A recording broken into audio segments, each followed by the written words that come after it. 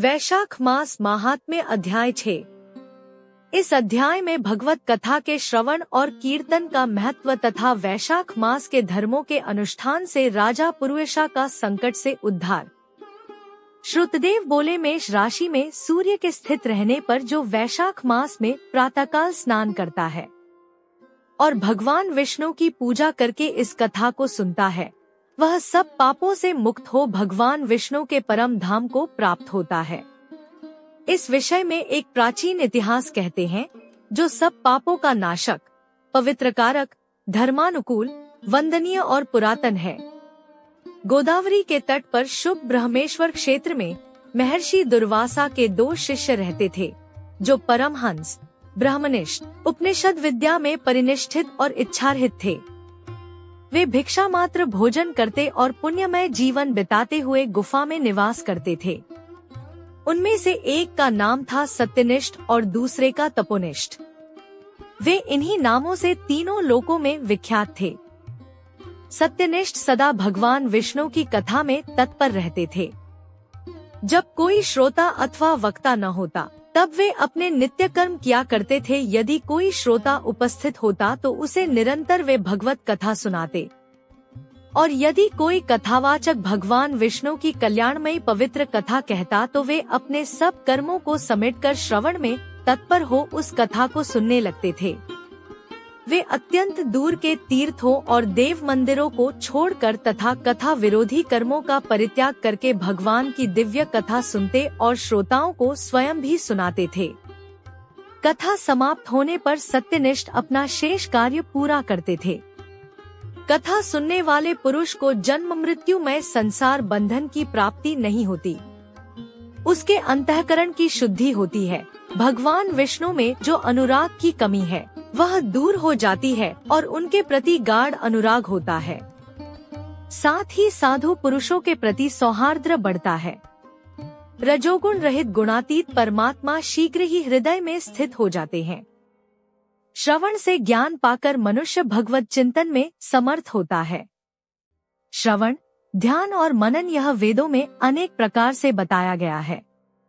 जहाँ भगवान विष्णु की कथा न होती हो और जहाँ साधु पुरुष न रहते हो, वह स्थान साक्षात गंगा तट ही क्यों न हो, निसंदेह त्याग देने योग्य है।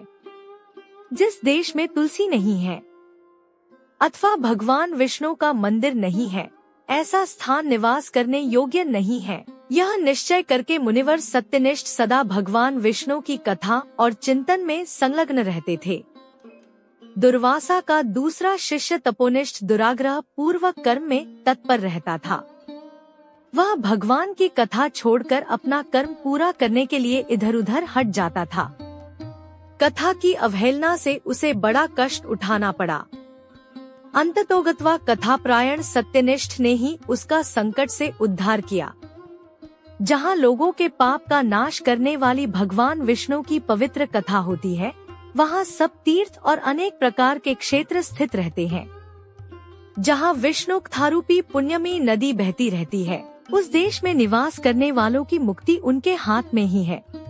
पूर्व काल में पांचाल देश में पुरुषा नामक एक राजा थे, जो पुण्यशील एवं बुद्धिमान राजा भूरियशा के पुत्र थे। पिता के मरने पर पुरुषा राज्य सिंहासन पर बैठे। वे धर्म की अभिलाषा रखने वाले, शूरता, उदारता आदि गुणों से संपन्न और धनुर्वेद में प्रवीण थे। उन महामती नरेश ने अपने धर्म के अनुसार पृथ्वी का पालन किया। कुछ काल के पश्चात राजा का धन नष्ट हो गया। हाथी और घोड़े बड़े बड़े रोगों से पीड़ित होकर मर गए। उनके राज्य में ऐसा भारी अकाल पड़ा जो मनुष्यों का अत्यंत विनाश करने वाला था। पांचाल नरेश राजा पुरुषा को निर्बल जानकर उनके शत्रुओं ने आक्रमण किया और युद्ध में उनको जीत लिया। तदंतर पराजित हुए राजा ने अपनी पत्नी शिखिनी के साथ पर्वत की कंदरा में प्रवेश किया। साथ में दासी आदि सेवक गण भी थे।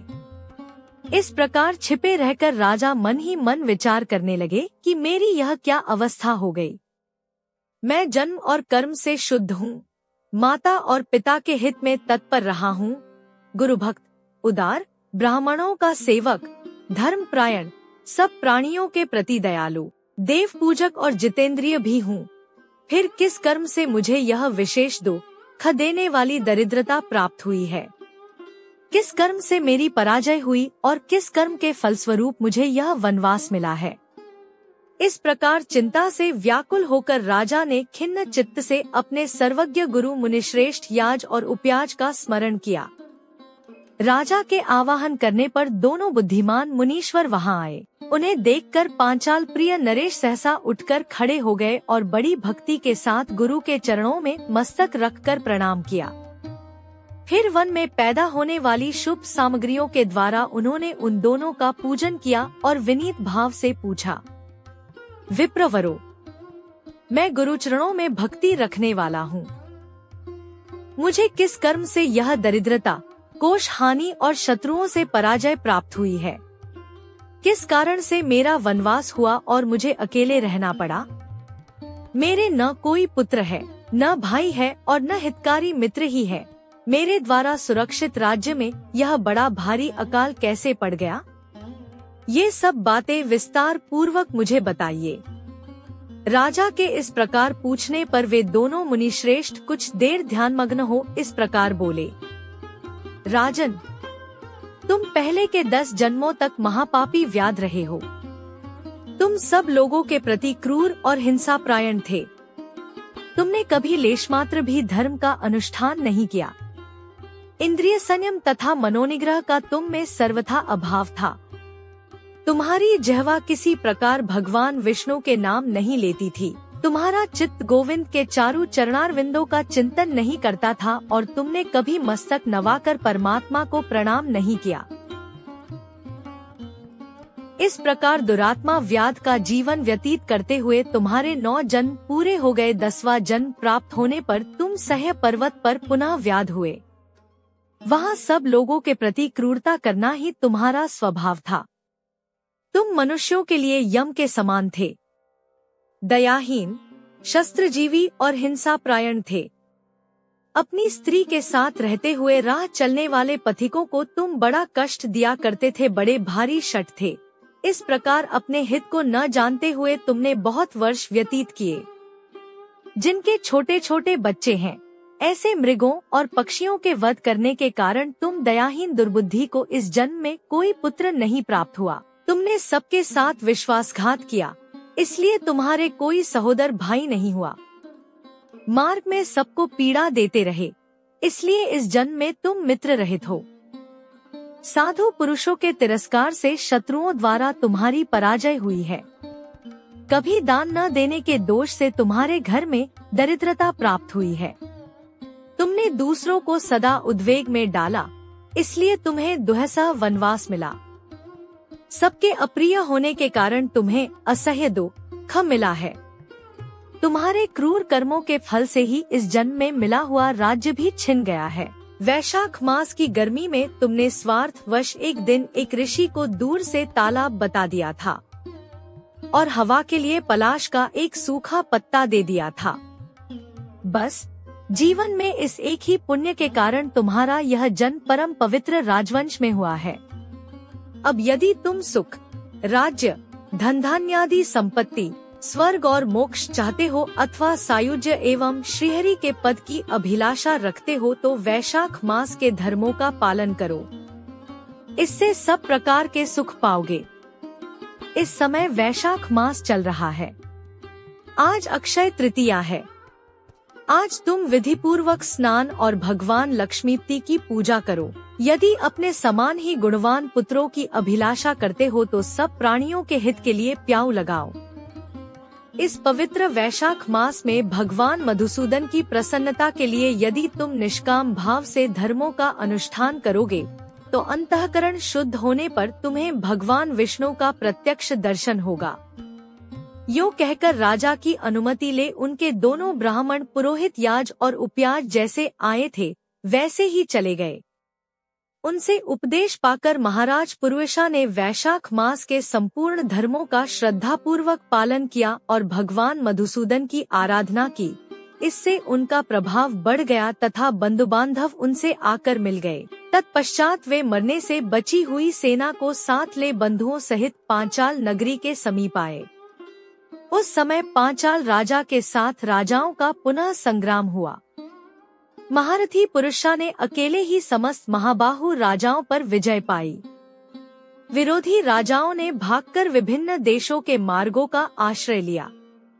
विजयी पांचाल राज ने भागे हुए राजाओं के कोष, 10 करोड़ घोड़े, 3 करोड़ हाथी, 1 अरब रथ, 10,000 ऊंट और 3 लाख खच्चरों को अपने अधिकार में करके अपनी पुरी में पहुंचा दिया।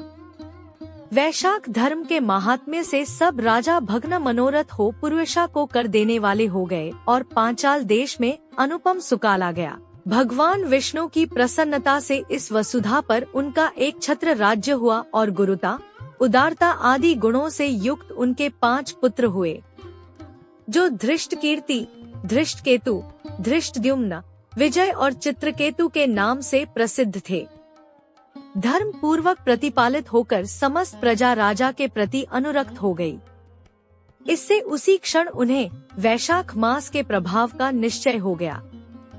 तब से पांचाल राज भगवान विष्णु की प्रसन्नता के लिए वैशाख मास के धर्मों का निष्काम भाव से बराबर पालन करने लगे। उनके इस धर्म से संतुष्ट होकर भगवान विष्णु ने अक्षय तृतीया के दिन उन्हें प्रत्यक्ष दर्शन दिया। जय जय श्री हरि, जय मधुसूदन, जय माधव मास।